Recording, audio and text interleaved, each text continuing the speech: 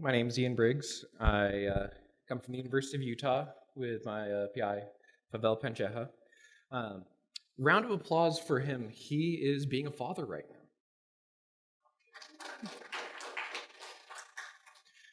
Okay, so we have OpTuner, which, as he said, is a tool for choosing mathematical implementations of functions in order to balance or give a nice trade-off between speed and accuracy. But before we get there, first, let's talk about ray tracing. So ray tracing is this wonderful marriage between a physics simulation and a graphics rendering application. So you make a virtual space. Inside it, you put a camera, a light source, something, and then you shoot virtual photons, and ta-da, you now can see the object. Well, something interesting happens when you have access to something like glass or water. You get these lensing effects, right? You don't just see the floor there, you see kind of a bright spot. If you've ever sat and stared at the bottom of a pool, you know that kind of weird pattern that it creates. Well, this is handled very specially in ray tracers. They call these things caustics, and they're kind of a tunable feature of your render. So here is a glass full of grenadine that has no caustic photons. If you look, these shadows are completely opaque. It looks very weird. So if you focus on these areas, or maybe even right under the orange slice here, you'll see what happens when we increase, or add any photons at all. At 10,000 photons, it looks a little bit better. You can kind of see the red, and you can see the light actually coming through the glass. At 100,000, it gets even more realistic, and a million keeps getting more realistic. So, to get a good render out of this kind of a system, we're going to need a lot of photons. And what are those photons doing when we're actually doing this simulation? Well, this is the code. So this is what happens when a photon bounces off a surface. You can see we have 2 calls to cosine and 2 calls to sine. Now, analyzing this, we see that about 95% of our runtime, our 27 nanoseconds, is spent in our calls to sine and cosine. So since we're shooting millions of these, we kind of want to speed this computation up. Well, let's see what it does right now. So if you use glibc, as I said, it takes 27 nanoseconds per photon, and that can per photon bounce, which can bounce multiple times. You get a fairly good render. Let's see how fast we can go. Not caring about quality, let's say sine of x is x, cosine of x is 1 minus x squared. I mean, they're kind of good, near 0, which is where our values are. Drops down to 2 nanoseconds. Okay, we're good. But there's a bit of an issue. The render kind of just looks nasty, and if you're having trouble seeing because of the light, here's all the parts of the image that are different in our new render. Not very good. Okay, so we can't quite do that. There has to be some sort of middle ground where we get better images. Well, the creators of POV-Ray, which is the renderer I'm using, they made their own version of sine and cosine that works in these positions. They took a nice table, 255 elements. They filled that up using the normal call to sine, and then whenever they need a sine, they just do a little bit of division and index into the table. So how does that work? Go over 2x speed up. Render looks good to me. I mean, there's barely any differences here. So that's kind of a good point in this trade-off space. But that's just one point. So looking at this graph, we have error in our x and speed in our y. So further up and to the left is better. We want to be faster and have lower amounts of error. So what are those points that we've seen so far? We have like the glibc version. We'll call that our unity value, or 1. We have that fast version that, yes, it's fast, but it has a huge amount of error, and the table will be somewhere in between. But these aren't the only points in this trade-off space.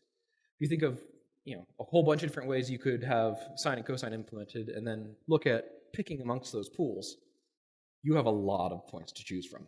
more than are rendered here. But if you hand this to a programmer and say, hey, here's all the solutions, they're not going to like you.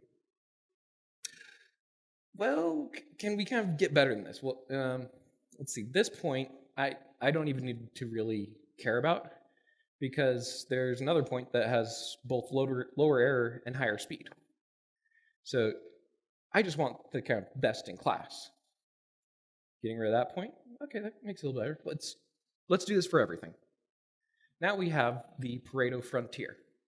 This is the best speed for a given error, or the best error for a given speed, depending on how you want to phrase it, but it's the best trade-off. And this is what we want. This is, we want to hand a small grouping of configurations to the programmer and say, like, here's the guaranteed error, here's the speed that it runs at, now you can actually navigate the space. But there's a bit of an issue. We need to do this without actually measuring every point. It's, in many cases, not even feasible to try. That's where OpTuner comes in. It can actually find this Pareto frontier for you. So OpTuner's input looks mathy, but you guys are PL people, so I think you should be fine, right? Right. Okay, so our two input angles are between -pi and pi. We have some normal values between -1 and 1. We do these computations. This is exactly the same as the code shown earlier. Well, OpTuner comes prepackaged with 45 different implementations of cosine and 49 different implementations of sine. Which, if you look at the number of configurations, the number of dots in that graph, we get 4.8 million versions. You're not going to be searching that by hand to find this Pareto frontier. So we do this by modeling our error and speed. That's how we can get this Pareto frontier without actually measuring each individual point. Here's our error model, and all it does is estimate our overall error. Then we have a simple cost model. And most importantly, these values, we can just plug in from an implementation's specification. This sine version runs this fast and has this much error. Let's look deeper into how we actually, get this nice spec, or this nice error model, because we want it to have some properties, like it needs to be linear for us to do our search efficiently. Well, when using this, we can plug in these values, these epsilons and deltas, to get the overall error. It's a nice little predictive model. And from that, we can at least get the y-axis in that graph. This error model comes from the more classical approach to modeling error. You start with a epsilon value that's below a bound, and that will be for relative error. A delta, that will be for absolute error. Then the floating point version of the function is equivalent to the real valued function times 1 plus epsilon, once again for our relative error, plus delta. That's it. That works as long as you don't do certain things like overflow, hit infinity, hit nan. But it works in general. And you can do fun things like compose two functions. You get this expression. But we don't exactly want something that looks like that. It has a kind of nasty property that these epsilons and deltas are kind of mixed together in the middle of the expression. What we can do is perform a Taylor expansion in the epsilons and deltas to get this new version. Now, I know it looks like it's more complicated, but it has some nice properties we want. Namely, the epsilon is separated out from this other part, and this coefficient here only relies on the input domain. So we can evaluate this apart from our epsilons. In the traditional error analysis, you treat these epsilons and deltas as constants, and ta-da, you have the error. That's the standard error Taylor series. Well, if instead of them being constants, we were to treat them as variables. So now we take this input, we create the error Taylor series for it, and looking at this, we have this nice expression that is our coefficient. We can pull that to the side and maximize it. We can just hand this to an off-the-shelf global optimizer, and you get an answer. In this case, it's actually 1.41. With that, you can now replace all of these expressions with their maximum. Doing that, we create a linear error model. Sorry, a little bit too fast. So now that we have our linear error model, we need to look at a linear cost model. We want some nice properties. We obviously want it to be linear. We don't actually care about the absolute time. We only care about relative ordering between different solutions. So we don't need to care about how much cost addition puts into it, because it doesn't matter what version we're using, we're going to be calling that addition in the expression. As such, we can do a dead simple model that I love. Just add the costs together. Now, at this point, we have kind of a perfect brew of things that we need. We have a bunch of these implementations that we know they're epsilon and delta for error, and we know their cost by running it and measuring the time. We have this linear error model, and we have the linear cost model. So using this, we want to pick the implementation for each site to get that Pareto curve. Well, we can take these two models and combine them to create a multi-objective ILP problem. You can't actually maximize both at the same time, because the error and the the error and cost are at odds. The lower you push the error, the longer time it takes. So what we do is actually hand off to Z3 and have it search for Pareto optimal points, which it has a lovely mode for. But this was that code that I was saying they used to replace their sign. There's a little bit of an issue here. Their function only works when the input is in -pi to pi. Outside of that range, this doesn't work. So if we want to be able to support functions like this version, we need to be able to know what those ranges are, which seems like it should be as easy as just maximizing f of x here. So we have a sign that's taking in f of x, and from that we want to know, are we in the valid range of -pi to pi? But f of x itself has some error. So we take these two slack values, which is how much additional error we can handle, and we look at the error in f of x, and in the ILP itself we can constrain that the error of f of x is below our slack values. That way we can only select implementations when their inputs will be valid. So some fun ideas, but how do we tell if they work? Well, we took FP bench, which has 131 benchmarks. We filtered them down to 36 relevant benchmarks. We need something that calls sine, cosine, tan. We can't handle conditionals or loops just because error Taylor series can't. Then we take it and run it on OpTuner. Our average runtime for this is 5 minutes. Our slowest benchmark takes 30 minutes. But now we have Pareto curves that we can pull out and use to actually see if this works. So as with my other graphs, up and to the left is good. So here's the results. I know it's a bit noisy, but we have each line represents a single benchmark.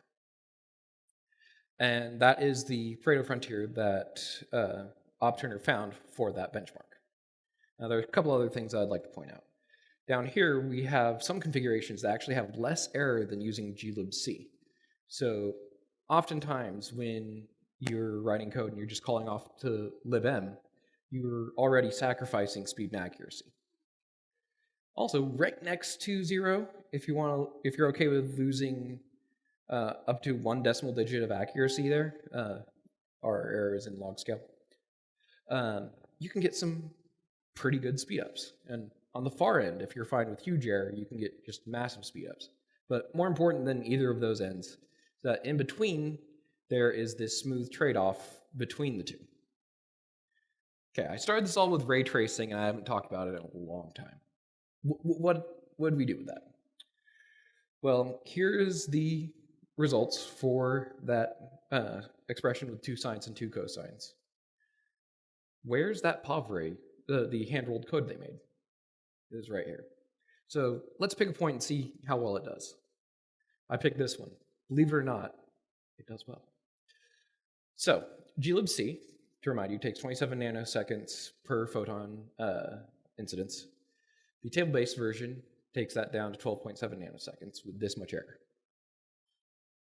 OpTuner is able to take and drop that further to 10.85 nanoseconds, but the differences in the images, the OpTuner creates a render that is bit for bit equal with using glibc. Thank you.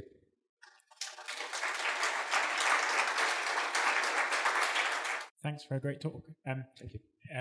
Have you shown this to the POV-Ray developers, and is it likely that they're going to change their implementation as a result? So the question was, have we shown this to the POV-Ray developers, and will they be taking advantage of this? That's a bit of a weird question. When we were writing this, POV-Ray had, I think, a year, 2 years of nobody updating it. And right as we were writing this presentation, they started development again. So we haven't talked to them yet, but we're going to try. Hello, so that's a great talk, thanks. So there is a way to improve the performance of numeric computation is to use SIMD computations. So have you tried to only use SIMD compatible implementations of mathematical functions to see whether you can find a different trade-offs or? So the question was, oftentimes you can get great speedups using SIMD implementations of these types of functions, and have we tried that? Very short answer is no, but it does seem like something that could be done in a system like this with some sort of like tree vectorization of the AST.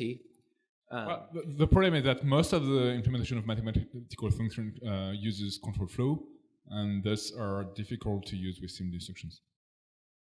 I'm sorry, could you repeat that? Well, most of the implementation of mathematical function use control flow, and thus they are difficult to use with SIMD operations. Oh, okay. I see what you're saying. Sorry. To restate that, implementing mathematical functions using SIMD can cause some issues. Is kind of the point that you're getting at, if I understand correctly. As far as the implementations that we're using, we're taking from glibc's libm, OpenLibm, VDT, AMD's libm, as well as a handful of homemade ones that we kind of put in there to fill out the bottom end. So we haven't done as much work at the actual synthesis. I do know that things like VDT and Intel do offer vectorized versions of sine where you actually hand in multiple values to sine and it does them all at the same time. But no, we haven't looked too deeply into that. Time for one very quick question. That's a great talk. Thank you very much. I have a question about the error. You showed graphs where the error was less than you had for glibc. Yes. And I was wondering how you calculated that, because maybe I misunderstood, but I thought you calculated the error against the glibc version. So how would you... So that's how I understood it.